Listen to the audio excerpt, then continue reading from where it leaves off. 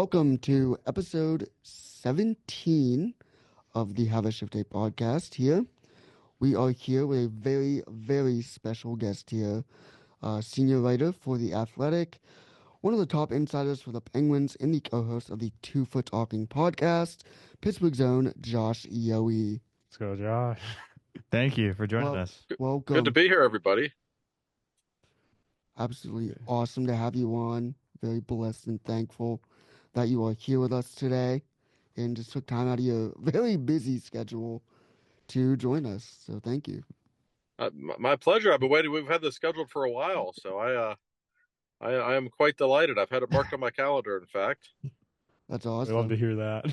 Yeah. Me and Megan go way back. So. Oh, yes. It's been in the works. Yeah. A long time. Yeah, definitely. All right. Well, Nick, if you want to get us started here, since you worked on the guests sure. for us. Obviously you are a pretty well-known name in the Penguins and the hockey industry here. You just want to give us like a background on kind of how you started and what like propelled you into where you are today? Sure. I was born and raised in Western Pennsylvania. I went to Peters Township High School in the South Hills and grew up in the 90s, just, obsessed with sports, as many kids in the 90s were in Pittsburgh, when you could watch Mario and Yager every night play hockey, and the Steelers were really good, and the Pirates were the Pirates, but still, we liked them anyway. And I always loved sports. And when I was in high school, I kind of had a knack for writing that I discovered, and I liked it, and put two and two together and kind of decided that's the career path that I wanted to take. And, things were a lot different. That was around the turn of the century, which I know is like ancient for you guys. And, back then there were a lot of newspapers around that were still thriving. And I just started covering high school sports. Even in college, I started at a place in Monessen called the Valley Independent. And then my first full-time job was the McKeesport Daily News. In 2004, I started there. And I was mainly covering high school sports more than anything. But that was okay. I mean, that's kind of the way we did it back then. You started at small newspapers and tried to work your way up. And, you learn a lot of life skills and a lot of journalism skills in that kind of a role. And finally, in 2009, the Tribune Review had taken over the McKeesport Daily News at that point, and they asked me if I'd be interested in covering the Penguins. I was like yeah. Like, with all due respect to this volleyball game I'm going to cover tonight, yes, I'd probably much rather be interviewing Sidney Crosby right now. Sure. So that started in 2009, and I've been covering the Penguins ever since. So I guess it's been 16 years now. It's been quite a wild ride, but very lucky to cover such a great sport. And I'm sure you've heard that hockey players are good to deal with, and they truly are. So it's kind of a dream job I have. I'm not going to lie. Yeah. Speaking of Sidney Crosby, what was like your first interaction with him when you got that job? Oh man, I was working with Rob Rossi. I still work with Rob, and he had already been on the beat when I started at the Trib, and he introduced me to Sid, and I immediately thought to myself, like the nicest person I've ever met in my life. Mm-hmm. Like, Sid was 21 at the time. And it was almost, my first reaction was like, he must be too good to be true. Like, nobody can be that nice or that sincere. We just had a nice chat. And all of these years later, I've never seen Sidney Crosby be rude with one person. I enjoy my daily interactions with him. He is truly one of the nicest people I've ever met in my life. And I always tell people, like, you can feel very comfortable if your kid is wearing a number 87 jersey. Like, a lot of athletes aren't role models, and we find that out about them. But Sid, from day one, he treats you like he's known you all of his life, and you're his best friend, and that never changes. That's just how he treats people, and he was like that at the very beginning. So I consider myself unbelievably fortunate, not just to watch him play hockey and write about it, but just to know him on a personal level. He's just a different kind of person. That's awesome. That's so That really is cool. awesome. So you mentioned your long 16-year career with writing in sports and in hockey. What has been the biggest lesson that you've learned so far in your career? Oh, Megan, coming with the tough questions there. I like that. Boy, um, I would say the biggest thing I've learned, especially in terms of covering the Penguins, like you have to remember that they are human beings, like just like you and I are. And I think we tend to idolize athletes and we also dehumanize them a lot. Mm-hmm. Like people don't understand how often that happens when people, well, we're gonna boo that guy, or we're gonna say that guy should be bought out, or that guy should be traded. And then you realize like that guy has a wife or a girlfriend and she sees all those tweets. She hears all those things and he has parents or he might have kids or he might go home and read those things. Like imagine if somebody was tweeting what a piece of crap you were on Twitter all the time. You'd stay up all night reading it, right? And we don't Yeah. think that of them because well, they're millionaires, they're athletes, they can deal with it. But when you realize they're people too, it changes your perspective so much. And that's not to say that they don't deserve criticism at times or that they're perfect. They're certainly not. But that's probably what it was like for me because when I got into the business, like I admitted, I was a sports fan. I probably thought of them in a different kind of way, but when you're around them every day, you realize they're people too. Like, yeah, they have more money than us. They're more famous than us, but they have everyday ups and downs. They might be in a bad mood because of something that happened at home, just like you or I would. And more than anything, I mean, Sid's a great example of this, Megan. Like Sid loves to be treated like he's one of the guys. Like he knows who he is. Like he knows he's Sidney Crosby. How could he not know? He does not want to be treated differently. He doesn't want to be treated like he's royalty just because of who he is. Like he wants you to throw jabs at him and joke with him about stuff. And if he misses an empty net in a game, you can rib him about it the next day. Like he actually likes that. And you just see that a lot. That's the biggest thing. You're dealing with people, and people say, well, how do you develop sources, or how are you good at your job, or how do you get Jim Rutherford to open up to you and give you these good interviews or whatever? It's like, well, you treat them like a human being. Treat them with kindness, just like you would your best friend or your boyfriend or your girlfriend or your mom or your dad. Like if you remember that, I think it's a really important lesson for anybody in journalism.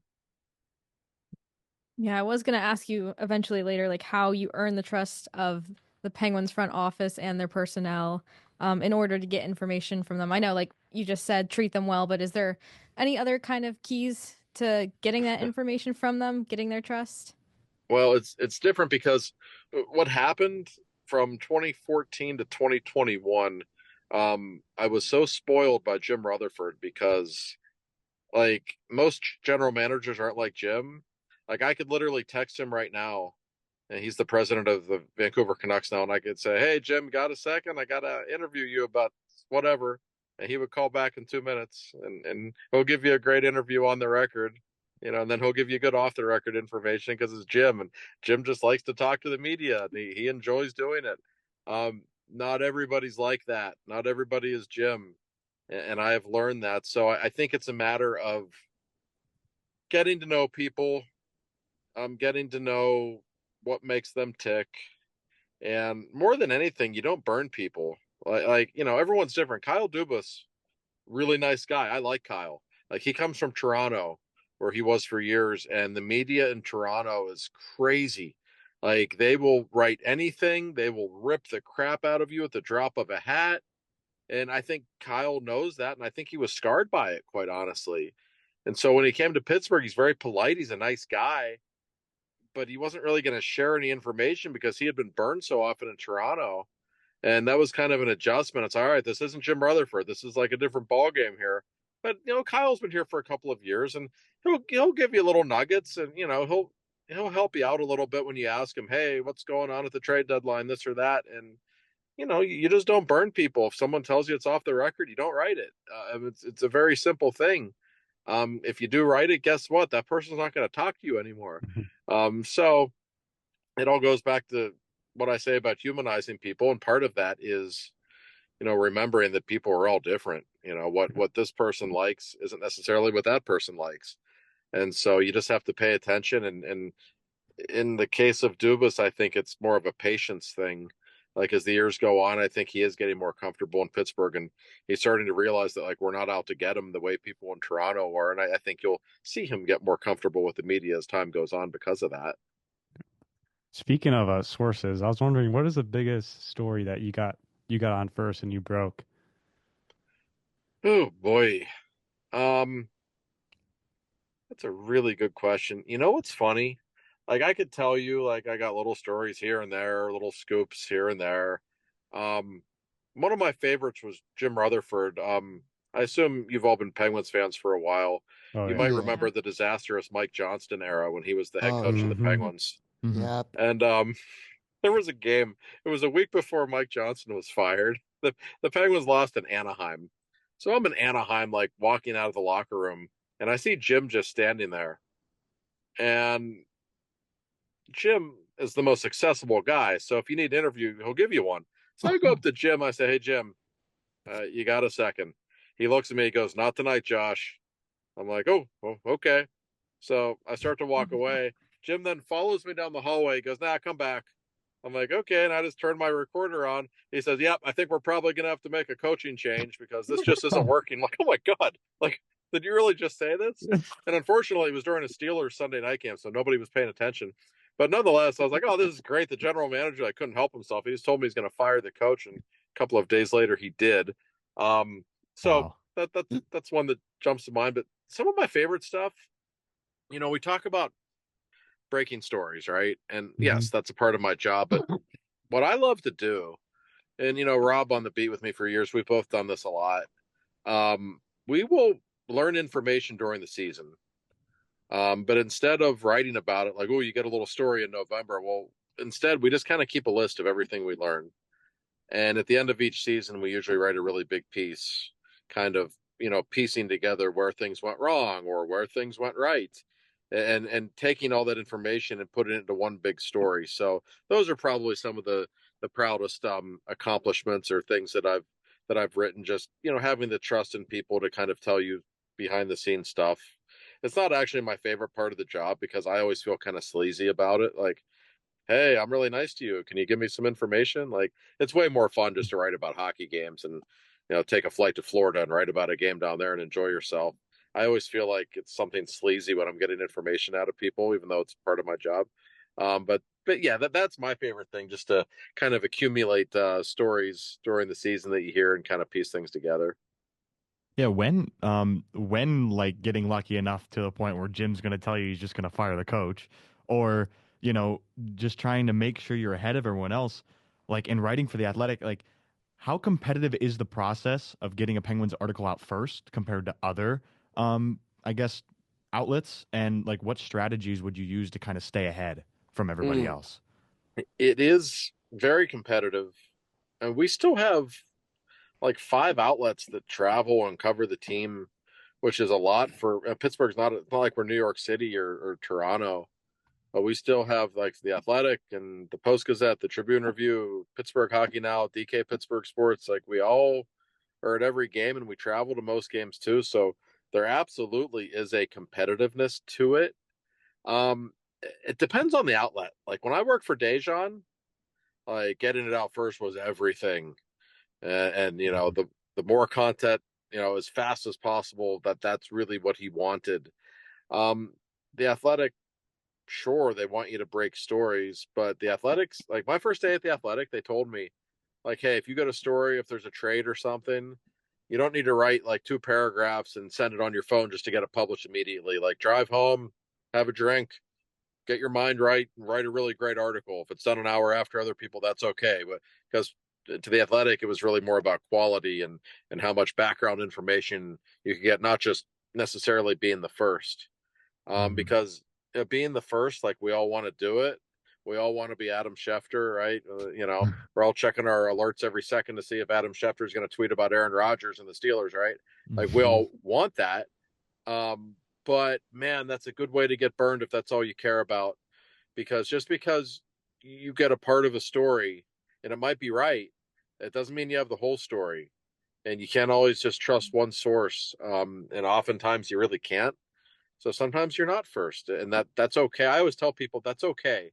Um, People in our line of work, we notice who's first with the stories a lot. Most fans don't, but they sure as hell notice if you're wrong, and that's how you lose your credibility in a hurry. So I always say, like, you'll get it first sometimes. You absolutely will, but if you make sure it's right, like that's how you develop credibility with a fan base, and that's how people really begin to trust you. And when people trust you, they're going to read more of your stuff. And when people read more of your stuff, like companies like the Athletic and other big companies, that's when they're going to want to hire you, because at that point you have a lot of loyal readers. So being right is so much more important. But it's sure it's all about sources and who you know, and it's really just how you treat people and how you read people, and you learn who you can trust and who you can't trust pretty quickly. But the cool thing is, when you cover a professional team, like, everybody knows you want information. So it's not like you have to go calling around to agents or scouts or whoever and be like, hey, will you tell me this? Like, they know. So if they like you, they're going to give you information. It's not like you need to, sell yourself out to beg for info, which is good. Yeah, thank you. I guess we can switch to the on ice performance of the Penguins this year. Are they kind of like, are they playing what you kind of expected like this year heading into the season with what they did in the off season? And Yeah, yeah, pretty much. I hate to say it, but I didn't think they'd be the worst team in the league or anything. I didn't really think they'd be a playoff team either. They've been frustrating because when they look good, they look good. mm-hmm. Yeah. And when they get reasonably good goaltending, they're still okay. And I think maybe the most frustrating thing of all with the Penguins right now is that, the Eastern Conference is so bad. Like, the Eastern Conference is awful. Like, if Tristan Jarry had been okay in October and November and December, like, they might be in a playoff spot right now. Like, and I would throw Alex Nedeljkovic in that too. The goaltending's been terrible. So you consider all of that, and it's been frustrating, I guess, but expectations weren't high. The Penguins never used the word rebuild, but that is what they're doing right now. Mm-hmm. They just happen to be doing it with Sidney Crosby and Evgeny Malkin and Chris Letang and Erik Karlsson still on the team. So it seems weird to call it a rebuild, but that's essentially what it is.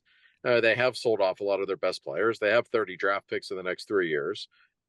So this is what it looks like, and it's not fun for Penguins fans who are. I mean, you guys are young. You're so spoiled. You don't even remember what it was ever like for the Penguins to be bad. They've been good your whole lives. And that's great. And that's a great way to grow a fan base. But Mike Sullivan said this to me the other day. He said, this time was always coming. Like, it was inevitable. Like, we were going to hit this patch of a couple of years when we needed to replenish and get some young players in the organization who could make a difference, because Crosby's still great, obviously. But Malkin, Letang, they're not as dominant as they once were, clearly. And the roster just isn't as good as it once was, and it happens. It's an organic thing that all great teams go through. So yeah, this is basically what I expected. I think the question is, when will Dubas get aggressive and make a lot of moves in free agency and really try to make this team good again? I think there might be one more season like this, if I had to guess. But I think by the summer of 26 at the latest, you're going to see him get really aggressive. Awesome. Yeah, speaking of like free agency and like those type of like days for you, like obviously, you're covering the Pens. So like I just kind of want to ask like what's kind of like a day in the life of like you when you're like covering the Penguins, like at like a game or something? And then for like those busy days like free agency day, trade deadline, like what's like also there? Because I'm sure it's definitely different than just a normal It day. is. It's so funny.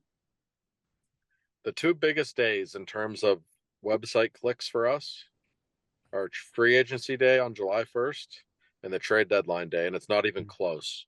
The numbers we put up are unbelievable on those days. So they've become different. And what I really hate, for whatever reason, it seems like the trade deadline day, the Penguins are always on the road. And I typically travel wherever they go. Like, you'd much rather be at home, like in your own living room, because like you're talking with agents, you're talking with people in the organization, you got a million articles to write. So of course this year we're in Las Vegas, of all places. Like, listen, I like to have a Worst little bit of time fun zone when to I'm be on the in for road. You that. know, I admit it. I'm in Vegas. I'm at MGM Casino. Like, and here I am on free agency day. I'm like, this is just torture. Like, this is like I'm in my hotel room, like I'm sitting in jail right now, having to write these articles when I could be, playing blackjack or something. So that was wild, but no, it's fun though. Like I mean, those are the fun days when all the trades go down and we finally, find out exactly what the general manager had in mind and what happened. So those 2 days are like exhausting though. Like I sleep like a baby those nights because you're up at 6 a.m. talking with people, especially when I'm in Vegas. So it was like 6 a.m. out there. It's already 9 a.m. back in Pittsburgh. So I had to be up extra early that day. So those 2 days are fun. I enjoy them. They are like draining though. You just want to sleep and do nothing else the next day. Because you're always on alert. You don't want to be beaten on any stories. You're trying to get information. It just never stops. As for the normal day in the life, if I'm on the road, it's pretty simple. You got your morning skate, so usually you're at the rink at about 10:30. I like to go talk with other players on other teams, like if you get the opportunity. Like I was in Denver a couple of weeks ago, and Nathan McKinnon's just sitting there by himself. Like, oh, go talk with Nathan McKinnon, Sid's best bud. Sure, easy interview. It's a way to get to know other players. And the Penguins skate at 11:30, and then after that, very simple, just like the players. I'll go have lunch somewhere and usually take the old afternoon nap because why not? And then get to the arena usually 5:30 for a 7 o'clock game, and usually right at the arena, and I'm out of there at about 11:30 or 12. So it's a long day. A lot of it depends on what city I'm in. Like if I'm in like somewhere I don't like Edmonton or Winnipeg or Newark, like I just want to get out, so I'll book an early flight the next day. But if I'm somewhere I like, say I'm in Montreal or Vegas or something, that's when there's like an 8 p.m. flight the next day out. I'll still get home, so that's cool. But give yourself a few hours in a city, like, where you don't always get to spend a lot of time. Like I have Yeah. learned, like, yeah, you're being paid to travel, so you got to do the work, but you're allowed to give yourself a few hours to go explore a city, you know, go to the beach for a couple of hours if you're in Florida. You got to treat yourself a little bit. Otherwise, you'll drive yourself nuts. As people always say, oh, you traveled all these nice places. In my first few years, I was like, well, yeah, but like just because I'm in Florida doesn't mean I have time to go to the beach because I'm writing a million articles and I'm getting back on an airplane. So I've learned to pace myself a little bit, and you do the work, but you still try to take advantage of the fact that you get to go to a lot of cool places. What is your favorite place to travel on the road with the Penguins? I do check out the article. I'll tell you, but I do an All right. article every summer where I rank the travel rankings for all Pittsburgh fans. Like if they want to go on a road trip where I Mm-hmm. think they should go. Montreal is my favorite city. It's just you got to see a hockey game there at some point in your Yep. life. The atmosphere it's just not like anywhere else. The respect they have for hockey. If you guys watch the Four Nations Mm-hmm. tournament, Oh, you saw for the way they sure. love Sid. Oh my Like they're the gosh. best fans. Everything about that city. The food is incredible. The architecture, the museums, the people were beautiful. Like you walk around, you feel like there's like fashion models walking around. Like wow, like those are the best looking people I've ever seen in my life because the French just know how to dress. I don't know what it is. Everything about it's just fun. Montreal's my favorite. I enjoy Vegas a lot, and if you ever get a chance, it's really expensive to get there. Vancouver is the most spectacular Oh, city. it's I so mean, it nice. is beautiful. There's like something for everybody. They have like these amazing places to go hiking. The shopping's incredible. Like it's Vancouver's like no city I've ever been to. It's a truly beautiful place. So if you ever get a chance to make your way out there, absolutely do it. Absolutely. Awesome. I mean, I do want to ask a question here. So like starting this year, we've kind of gone on like a road trip for a Pens game. We did Uh, one. We went to Columbus yeah, in this year we November. went to Columbus. So next Easy year, game. we haven't really talked about where we wanted to go yet, but like, you have like, you wanna give us like a recommendation or two?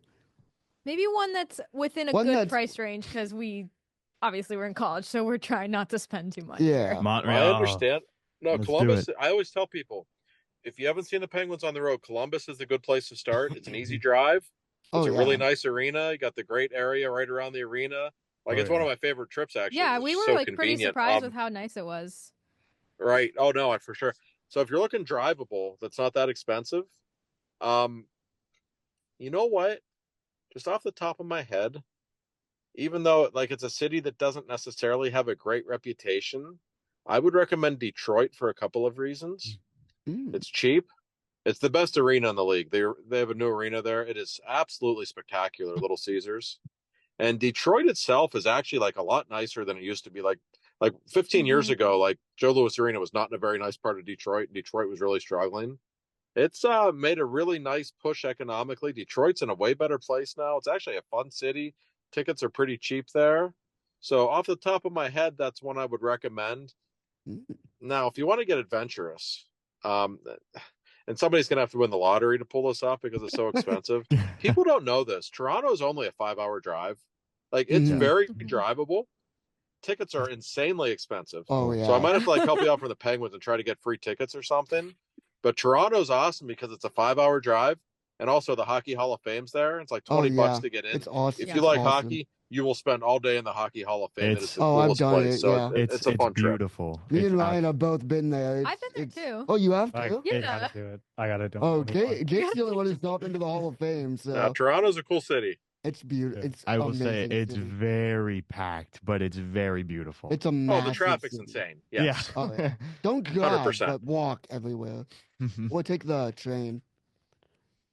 Yeah, in terms of driving too, I know Detroit would also be difficult because I do have a lot of family up there. I was just there in August to visit some of them, and my mom was like not having fun driving, and she's like, "I don't want you driving here." I'm like, "Okay." So, well, you know what? There are a lot of trips. I don't like to fly. Like I have to fly to Florida tomorrow. I hate flying. But there are a lot of trips, like depending on how much you mind driving or don't mind driving.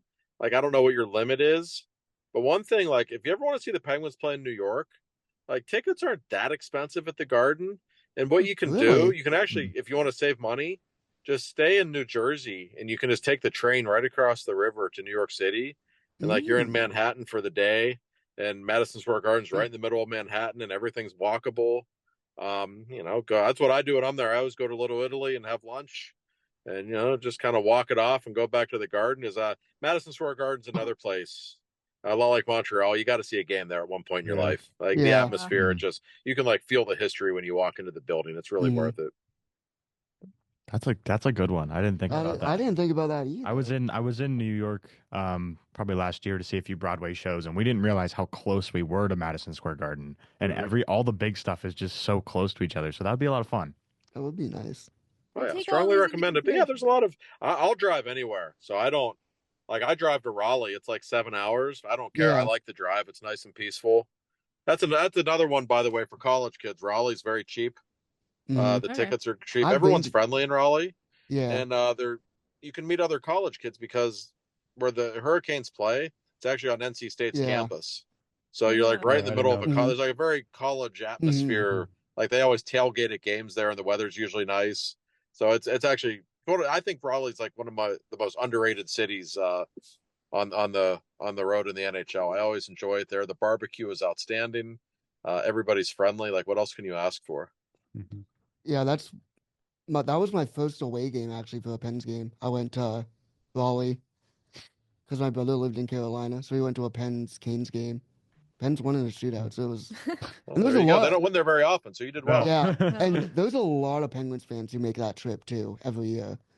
There's always a lot of Penguins fans there, which is a bit surprising to me, but like I understand. It's a nice state. It's a nice arena on a nice. I mean, it's a college campus, right? So it's nice. So it's cool. It's definitely unique. Well, and that's one cool thing about being on the road for Penguins fans. Like you will never be alone ever, because there are so many Penguins fans in every city. Most of them live in those cities, and they just go see the Penguins when they're in town. But trust me, I see every flight I'm on. I guarantee you, when I fly to Florida, there's going to be 30 Penguins fans on the flight. Like you just, Pittsburgh people just like to travel to go to games. That's like our idea of a vacation. Like, oh, the Penguins are in Florida. Let's go to Florida. I don't blame them for wanting to go down in the warm weather for Florida because it's cold again. Well, so it's funny you say that, Megan. When the schedule comes out, like that's the first thing I look for. Like I don't want to be in Florida in October. I want to be there in February when I want to get the heck out of here. Like when the weather's not good here, right? So the Penguins always play in California in January, which is perfect. Like, Oh, oh, that's because the weather in great. California in January, it's like 75 and sunny every day, except for this Yeah. year where they're like the whole city was on fire, so that was a little weird. But Yeah. most of the time, it's very wonderful to be there in January. It's maybe the single best part of my job. I get to be like in tropical locations in January to watch hockey, like to get out of Pittsburgh for a little while that time of year. I never complain about that. That trip back must really suck, Yeah. though, I will say. Oh, After like a West Coast trip, that's got to be pretty rough. Well, it is because like I never sleep because it takes me a week to adjust to the time zone change for one thing. Mm-hmm. And then like, you've been in 75 and sunny all day and then you get home and it's like 5 degrees and your car's under a foot of snow at the airport. That brings you Oh. back to reality in a hurry. Mm-hmm. Oh man. Well, moving back to some of the on ice talk with the Penguins, obviously Ricardo Raquel was a big name that was out there as some trade bait, and he didn't get moved at the deadline. Some of us here were happy about that, some of us weren't. Um, but with Raquel not getting traded, do you believe that he is an important asset for this Penguins team in the next few years, as Dubas wants to get at least one more championship for Sid? It's a really interesting situation with him. Um, I know for a fact there were teams that were really interested in Raquel and they made significant offers to Dubas. From what I was told, however, he was only trading him like if somebody made an outrageous offer. I'm talking like 2 first-round picks and a prospect and a good prospect, something like Mhm. that. And the reason he didn't do it, I think there's two reasons. Number one, I and some people don't want to hear this, but I do think they wanted to keep Crosby happy. They traded Jake Ensel off of his wing last year. I Yeah. don't know if when Crosby signs a new contract and takes a lot less money than he could have to stay in Pittsburgh. I don't think they felt right necessarily about stripping him of his best winger 2 years in a row, which I understand. But I also think Kyle Dubas wants the Penguins to get good again in a hurry. Like I'm talking like in a year, and he thinks what Raquel's only making 5 million. This guy's going to score 30-35 goals a year. That's a great price, and maybe he can still be that player in 2 or 3 years. We have him under Mhm. contract for that long, and if that's the case, he could be a part of the solution when we get good again. And I know a lot of people don't like that. A lot of people wanted to trade him to get more big assets, and I can see it from both sides. I understand why people wanted to get more first round picks and more prospects, of course. But I can also see where Duba said, I've got 30 draft picks in the next 3 drafts. You can't just trade everybody because if you trade everybody, you end up like San Jose. And yeah, you get the first overall pick, and that's great, but you might stink for 5 or more years. And the Penguins just don't want to do that. They want to rebuild quickly, kind of the way Washington has. Oh yeah. So, and by the way, Raquel could still get traded. I mean, next year he might get traded. It's possible. Who knows? But he's a heck of a player, and Mhm. he and Crosby have real chemistry, and they want Crosby to have people he's comfortable playing with. And I really think the plan is for Crosby, Raquel, and Russ just to remain together on the same line for the next couple of years. Like we'll see if that happens, but I really think that's where they are with those two right now. Do you think Carlson is a part of the rebuild, or do you think it's a off-season trade, or did you hear anything at the deadline regarding Carlson? I think there's a real chance they trade him this summer. Personally, I think they should. I like Eric. If you met Eric, you'd be like, "Oh, he's a nice guy. I really liked him. He's very Mhm. interesting, intelligent guy." I just don't think he's what they need. I think the defensive mistakes that he makes every night are appalling, and I don't think it's going to suddenly get better at age 34.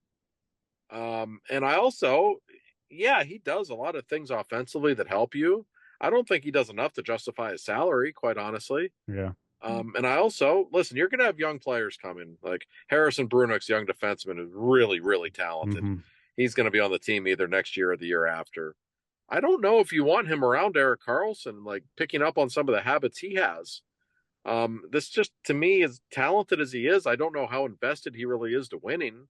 Whereas like Chris Letang will make mistakes that drive you nuts, but I'll say this for Chris: like nobody works harder. No, he's great to have for young players to be around. You see the way he's committed to winning, the way he works his butt off.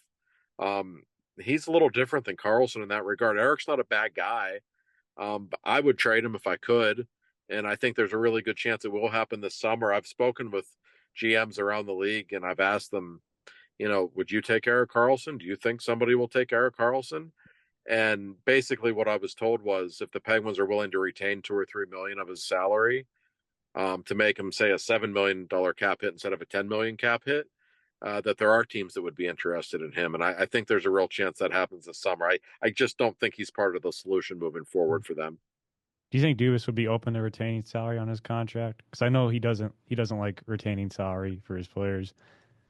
I know he doesn't like it. I have a hard time getting a feel for what he wants to do with Karlsson, because that was his baby. That was his first big trade, right?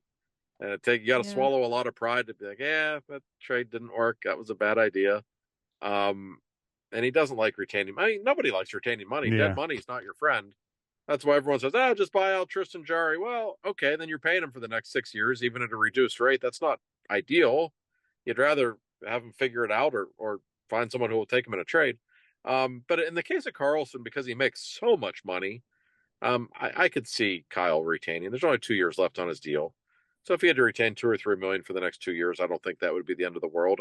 Personally, I still think that's better than, paying him $10 million. He's not going to get any better at this stage. He's on the downside of his career, and I just don't think he's what they need. Especially with the salary cap increase as well, right? Yeah. That's coming next year, so which makes you think that there might be a team out there that would be willing to take him. I think if you put him on a good team that can maybe take care of him and some of his deficiencies, sure, he can still help you 5-on-5 offensively, no question. But on a team like the Penguins that already isn't very good defensively, that actually relies on him to make sound judgments on the ice. I don't know if you're watching the other night, they're playing the Islanders. It's tied at 2 in the third period. Mm-hmm. And he just literally tries to steal the puck away from a guy like he's a 10-year-old or something, and just vacated his side of the ice completely and leads to the game-winning goal. He does stuff like that all the time. And the analytics people love him because, he has the puck a lot and he, generates a lot of offense. And that's great. But we still need some more analytics for people who make boneheaded decisions all the time. And that's unfortunately part of what he brings to the table.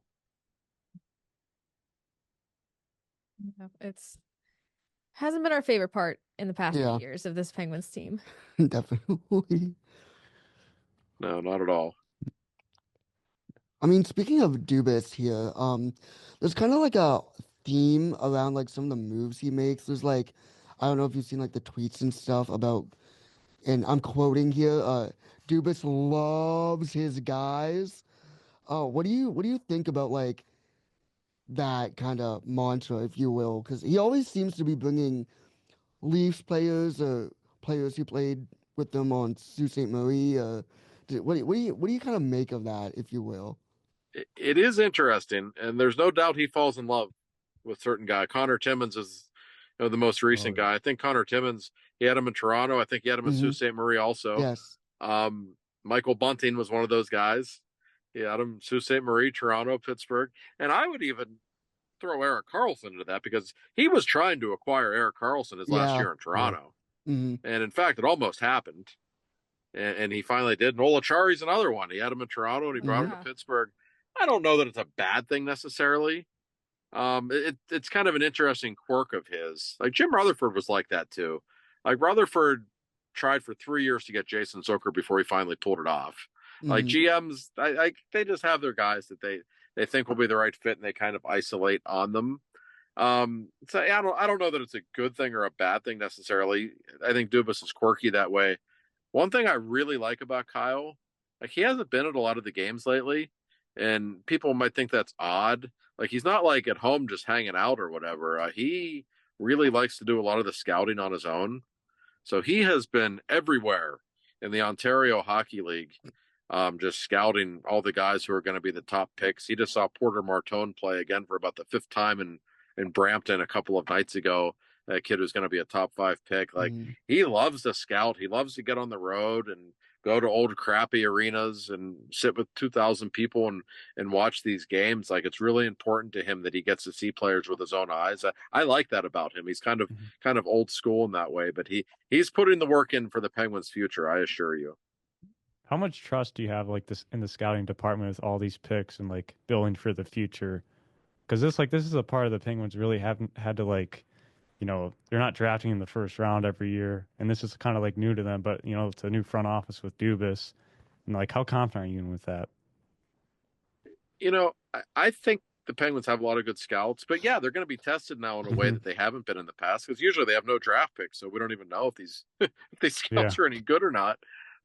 It's much different, but I know. I mean, I know Kevin Stevens really well, former Penguin, who scouts college hockey in the Boston area for the Penguins. He's so good. Like he literally found John Marino for them. He found Ryan Shea. Like he just has a knack for finding players like that. And so I do think they have people in charge who are good. And one thing about Dubas, I think Kyle has some questions to answer in terms of the decisions he makes at the NHL level and players he gives money to and things of that nature. The one thing about Dubas, like that guy recognizes young talent. He knows how to draft. Like this is the guy who got Harrison Brunick in the second round. They drafted a kid in the seventh round last year named Finn Harding, defenseman. Mm-hmm. Yeah. I've Yeah. seen him play a couple of times. Let me tell you something. He's going to be an NHL player. He's really good. Like Dubas has a feel for junior hockey and college hockey. He really identifies talent at a high level, and I think he's surrounded himself with people who know what they're doing. So we'll see. I mean, Yeah. the jury's still out. Obviously, we won't know for a couple of years, really.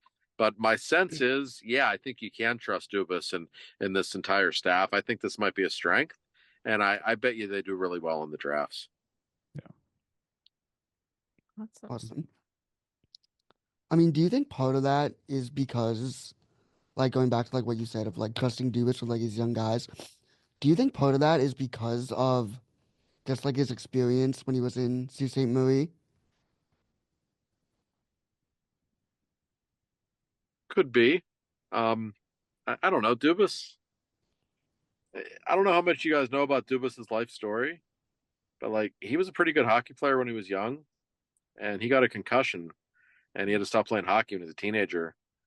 And at that point, he just like devoted his life to scouting, and Ah. And I still remember the first thing I asked him at his introductory press conference. I asked him about his reputation for being more of an analytics based guy and hiring all these analytics people, and he didn't really like the question.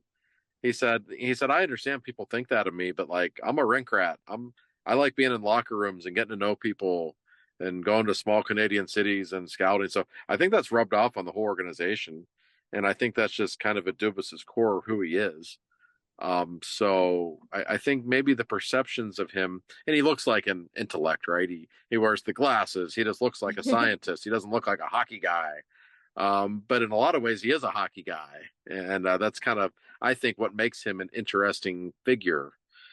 He's not. He doesn't speak the way most hockey people speak. He's so smart, Mm-hmm. but at the same time, he likes going to scout 18-year-old kids and doing hockey Mhm. things at the same time.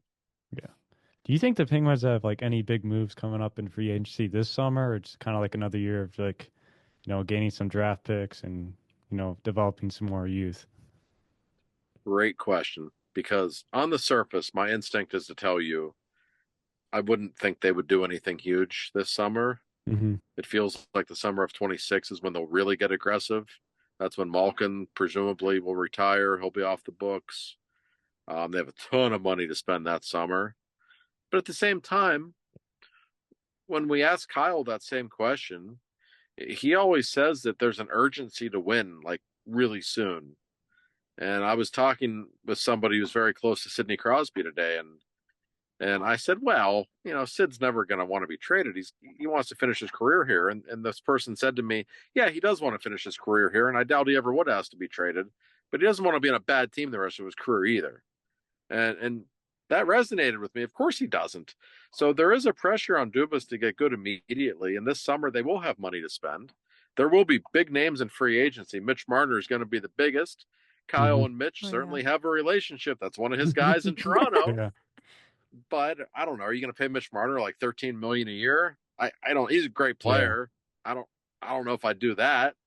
Then that can actually stunt a rebuild if it doesn't work out and you give too much money to one guy. So I think it will be an interesting offseason. I think they're going to make a lot of trades. They're going to try to trade for young NHL players. I think they're going to trade some draft picks, maybe for a young NHL player. I think they might use those draft picks and move up in the draft. That wouldn't shock me. So you'll see some interesting things. I don't know that they're going to make like $100 million offer to anybody in free agency though. That would probably Yeah. surprise me. Yeah. Yeah. Do you think with like the Capitals kind of rebuilding and being the best team in the Eastern Conference this year, that makes Crosby kind of feel more confident in this rebuild on the fly, kind of? Lost you for a second. Probably. I think it helps everybody. It kind of shows like, hey, this can be done. Yeah. Like this doesn't need to be like a Pittsburgh Pirates 5-year rebuild. Yeah, another team. LA did it too. The Kings had like one bad year. All of a sudden they were good again. Now the Rangers had a couple years that weren't good. They got good again really fast. So there's evidence that you can do it that way. Like everybody thinks you got to tank and get the first overall pick, and that's the only way you can really rebuild. Like that's how they've done in Pittsburgh because they got lucky in 1984 and 2005, and they got the first picks, and they got Lemieux and Crosby, and but there aren't many Lemieux and Crosbys out there. So just because you don't have the first overall pick doesn't mean you can't rebuild quickly. And I think Sid is confident that it will happen. I don't think he would have signed his contract, last summer. He didn't have to sign until this coming summer if he wanted. But I think he knew this could be a tough year. But I also think he has the understanding that they can get good again really quickly. Going off of like Sid, obviously like the friendship of Sidney Crosby, Evgeny Malkin, Chris Letang, they've been the trio that has lifted this city for however many years now, like 19 years. I kind of am curious, and I kind of always wonder this. Do you see like whether it's Crosby and Malkin or all three of them just like retiring together? Or do you think it'll all be like separate? Well, listen, they're incredible because no three athletes have played together on the same team for this long in North American sports history. Never been done. It's an amazing accomplishment for them. It would be romantic if they all went out together. I don't think that will happen. I really think Malkin will be the first one to leave. I could be wrong. You never know. Part of it is logistics. Sid has 2 years left on his deal after this year. Letang has 3 years left on his deal after this year. Malkin only has 1 year left after this. And I think if you've watched Gino play, you know that he's not the player he once was. He's clearly starting to slow down. And great players like that, they don't want to embarrass themselves. Like Gino's won his cups. He's made his money. He's in the Hall of Fame. He knows it. He doesn't need to play into his 40s if he's going to continue to decline. So I think he will be the first to go. Letang's the interesting one. He's not the player he was either. He's still okay. And I always saw him as somebody who would want to play forever. I don't know. His family lives in California now. It's kind of weird. His wife and his kids live in Los Angeles most of the year. Kind of like Gino and his wife are in Florida, and Gino's wife and his kid are in Florida most of the year. So I don't know if Letang will want to stay in Pittsburgh forever. Maybe he wants to go, play out west at some point or go home to Montreal. I don't know. The more I think about it, the more I think Sid will be the last of the three in Pittsburgh. Sid has 2 years left on his deal. If he keeps playing like this, and I think more importantly, if the team starts to get better in these next 2 years, I wouldn't be surprised if he decides to stick around for a couple of years after that. I don't think it's some given that Sid retires in 2 years. He may. I don't want to put words in his mouth, but I could see him go on for another year or two after that because he's still so great. So he might well be the last one standing in the end. That's interesting. Ty, you want to go ahead, Maeve? Yeah, just going off of Sid and probably just to wrap things up here, in your years of covering the Penguins, what's probably your favorite Sidney Crosby story that maybe no one's ever heard, or I don't know, just what is something that sticks out in your mind? Oh man, that's a great question. Yeah. A lot of good People questions. ask me that one on occasion. It's a tough one to answer because I have the privilege of seeing so many things. I'll give you a couple off the top of my head. Like one thing about Sid, like anytime there's a child who wants to meet him, especially if it's a sick kid, a kid in a wheelchair, whatever, he is so incredible. He does this thing. I saw it, in fact, not long ago. We were in Florida. It's in Miami. And there was a kid in a wheelchair. And he always does this thing where when he meets them, he always sits down on the floor. So he's like making eye contact, so he's not standing over top of them. And I see him talking with this kid in a wheelchair. It was after a game. And I go in the locker room, I interview people. Half an hour later, I walk around the corner and he's still sitting there talking with the kid in the wheelchair. Like that's who he is. Like he gives his time to people, and especially people with health issues or whatever. Like he really is extra attentive to that. One of my favorite things was said, it was in 2014, right before the Olympics. We're in Calgary. It's so cold. I mean, it was like negative 20 degrees. After the game, the Penguins are getting on their team bus. And in Calgary, there's this big hill right by the Saddle Dome. And there are all these kids at the top of this hill, and they're standing behind a fence, and they've got Crosby signs and wishing him luck in the Olympics. And he gets on the bus and he sees them at the top of this hill, and it's cold. The hill was covered with snow and ice. It was like kind of dangerous. He gets off the bus. He runs all the way up the hill, like wearing a suit and tie, like in his dress shoes. He runs up through this big snowbank to the top of the hill just to pose for a picture with them. And then he actually stops and talks to them for like 10 minutes and shakes all of their hands.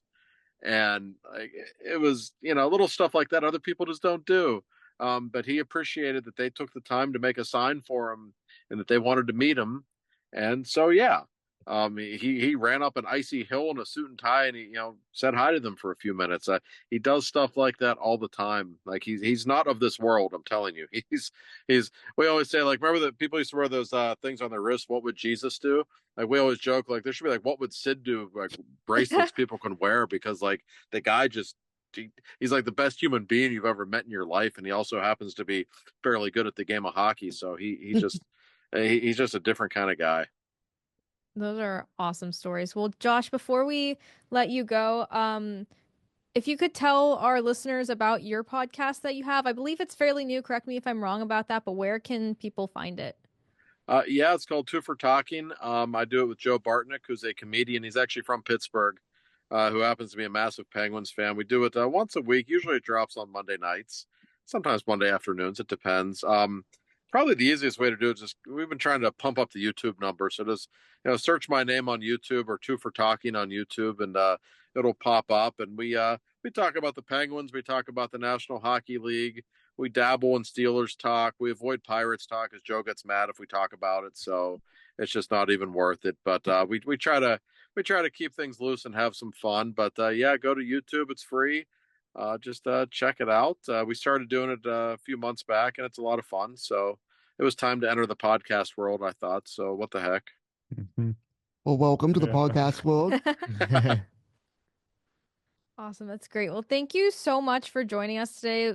So many great stories and insight. We really, really appreciate your time and coming on the show today.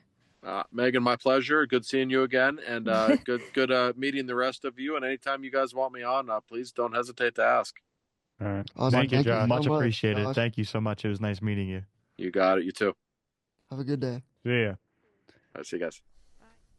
All right, everybody, we're back. So Welcome back. we just had an amazing interview with Josh Yohe. Thank you so much, Josh, for joining us. Thank I mean, you. the Thank you. stories you told Great. us and everything was it was a lot of fun, and definitely just a moment that we're not going to forget. Oh, And definitely not. we really appreciate it. Thank you. But Yeah. moving along, we're going to the NHL segment. So we just talked with Josh about the Pittsburgh Penguins. We talked about, what he thinks, what we all kind of think. Now let's get into the NHL news. Starting off, the Penguins and Preds, they plan to play in the Global Series in November in Sweden. How are we feeling about that? I think it'll be fun. Just we'll see if we actually have 2 Swedish players on our team by next year. We Because might, but they may not be the I think two that Ricard are- Mikkel's a lock to stay. yeah. After that interview? Yeah. Yeah. Mm-hmm. Carlson? No. We'll see, though. We'll see. You never know. You never know. There's got to be a taker to make it happen. Might Yeah. need to And we might erase get- them from the Instagram We might post. get I a don't know. Swedish player back. Good. Or several Swedish players back. You never know. You never know. Yeah. Yeah. Moving along. Moving along. Aiden Hill It's kind signed of a a slow week. in 6-year news. extension with Vegas. How are you feeling on that?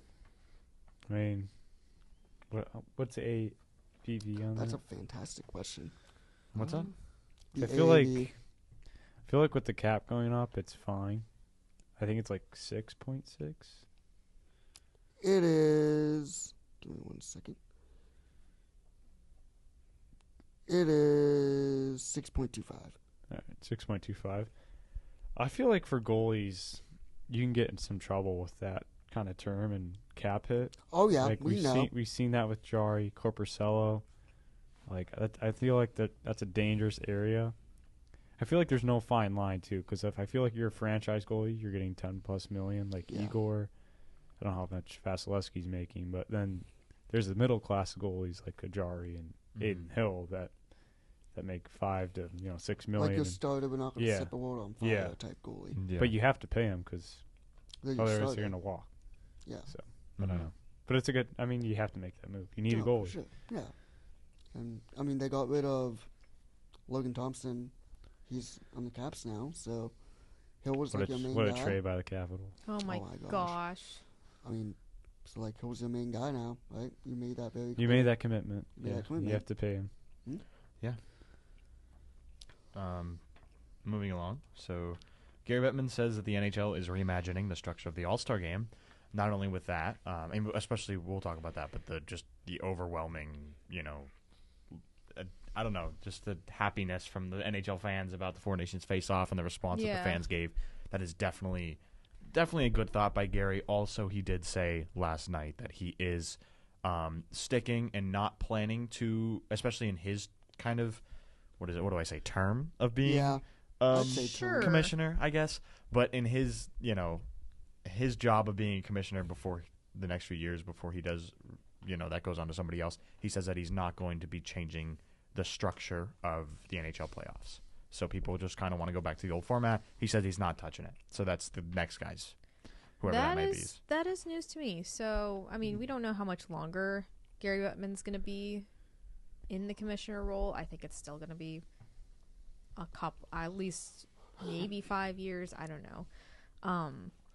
But anyone who for the next 5 years wants to say, "Oh, let's go back to the old format," I guess that just means you can't really say that because we're not going to do it. So It's sad. I like the old format. I did too. 'Cause I like yeah, 1v8, Yeah. 2v7, 3v. That was I mean, nice. it especially really gave you because I mean, now you're in one. It's like, you won the division, great. Now the only thing that matters if you win the division, if you win the President's Trophy, you know what I mean. That's really Yeah. what matters. But back then, I mean, you got first place, like Yeah. you won. Yeah. You're going against 8 seed. Yeah. Like, I mean, I'm not saying it's a bye. It's nowhere near a bye because you've seen how great some 8 seeds are. But Yes. back then, it was like, you got a first seed, you got the first seed. Now Yeah. it's like, all right, you got the first seed. You know what I mean? Different like different you- tones. I feel like It's like two people get the first seed rather than one team. I feel like Yeah. for the 1 versus 8, it's more the teams in the division that finish 2 and 3 that make the argument of let's go back to 1 versus 8. Like Yeah. the Stars and the Avalanche this year. Yeah, like they're gonna preach the argument. Oh, it should be 1 versus 8. Yeah, because you got to play like each other Yeah. rather than playing Because two. like it's easy gonna make for a teams. great Yeah. matchup, but that just means also like we're gonna lose one of those teams after the first we're round. gonna I lose keep, the Stanley I Cup keep favorite hearing in the so first many round. people on several different podcasts being like, "It's gonna suck that we're gonna lose one of them." Well, yeah, especially early on because Yeah, you need those matchups for like. I feel like it'd be a way to also improve. Because we always see like, oh, the first round's mostly like the most exciting.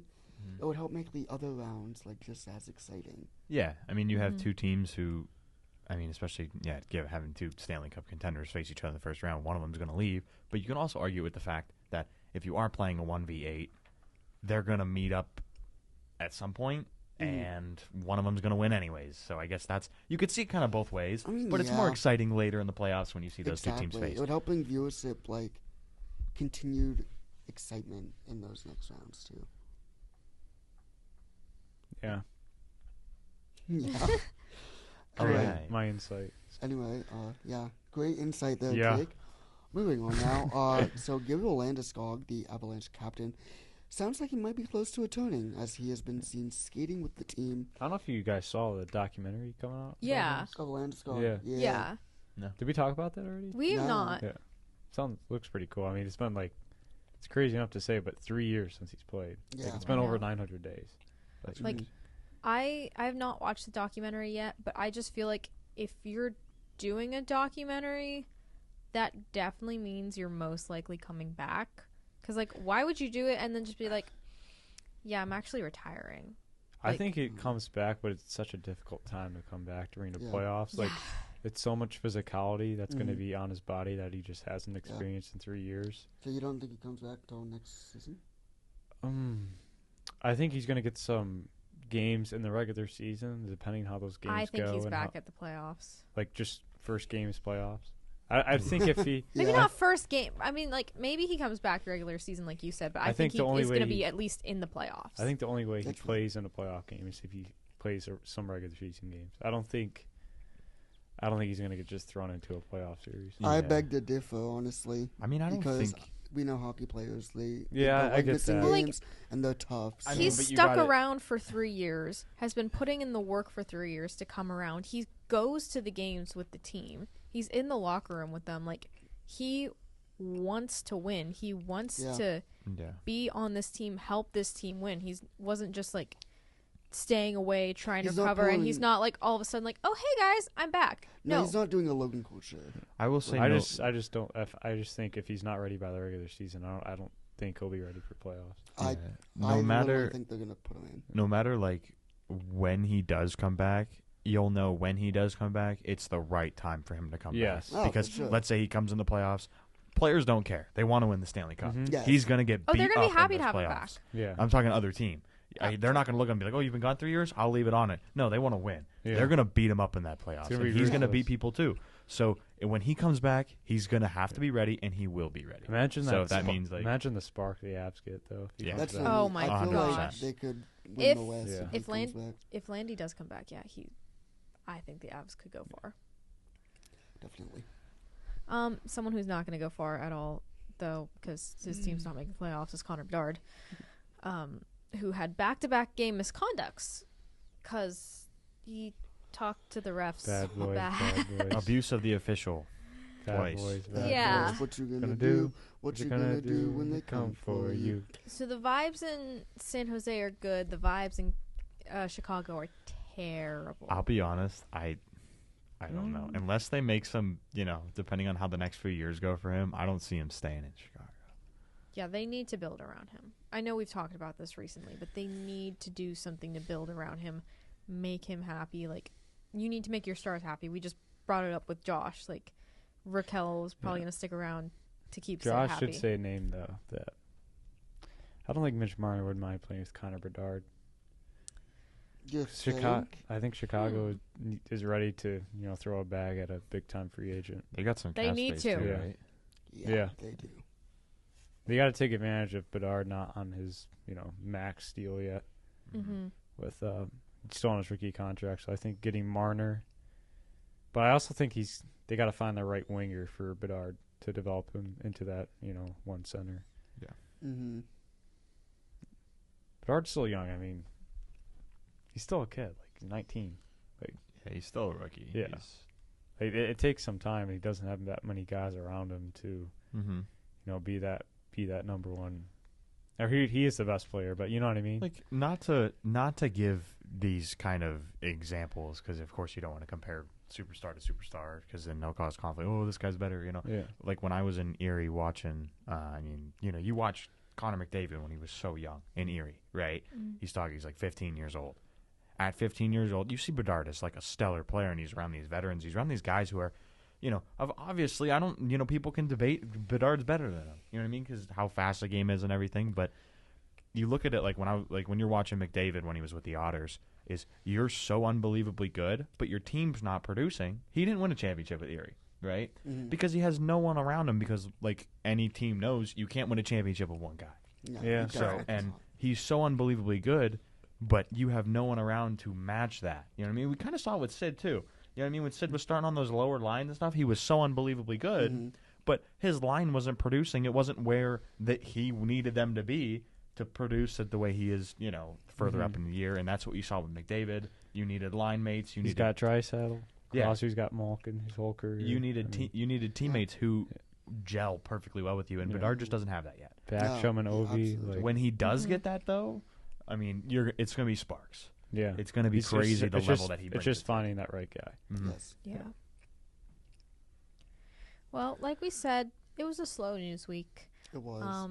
And just because we had such a long conversation with Josh, we are going to save our next round of trivia for next week, which Ryan will be hosting. So we will get back into that next week. But anyways, thank you so much for watching. Make sure you subscribe to Inside the Rink. Also subscribe to our channel, Have a Shift Day. You should do that. Follow us on Spotify, wherever you get our podcasts. Follow us on social media on TikTok, X, and Instagram at Have a Shift _A. I couldn't remember what I changed it to. We want to say a big thanks to the Media Hub today, especially Tanner and Wayne for getting all of our stuff set up. Thank you. With the Zoom. We had some Babe. we had some conflicts the last 24 hours, a little bit of worry with where we would be recording today, but we're glad to be in the Media Hub, and we are so grateful and thankful for all of their help today. So home ice. This is home ice. This episode's out on a Saturday instead of our normal Friday, but we will be back to normal next Friday at noon, so make sure you tune in. That's what's up. And let's go Auburn Tigers. Oh my goodness. This is like the little Happy Caesars March arena Let's go Madness. Houston. versus Joe Louis. Go Dun, dun, Florida. dun, dun, dun, dun, dun. Ryan, did you Also, make a bracket? Clemson, why do you I did suck? not know. I have no idea about March Madness at all. That's the Clemson fun of it. You trash. just pick and see who gets upset. I should make one now because I have no idea about It's any too games. late. It's too late. It started already. You think I know what happened though? I can just do it online for myself and have fun. I don't watch the games. guess. I have no idea who won. I respect it. I don't care. I don't give any crap okay. about Well, basketball. Ryan has the headphones off, so I thought we were done. Have a shift we day. didn't say bye. Have a shift _A. Okay, bye, everybody. Let's go, Penn. Louisville, why did you lose to Creighton?